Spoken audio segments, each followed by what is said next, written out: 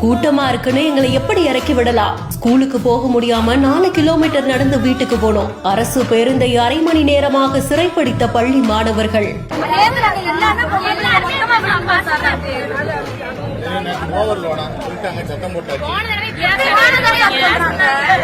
ஒரே வாரத்தில் மாணவர்களின் போராட்டத்துக்கு கிடைத்த வெற்றி தலைகீழாக மாறிய நிலைமை.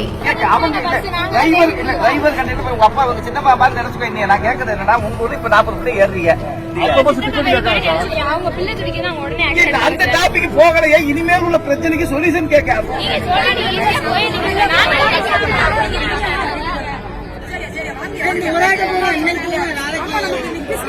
இப்படிதான் சொன்னாங்க அவங்க போன தடவையும்.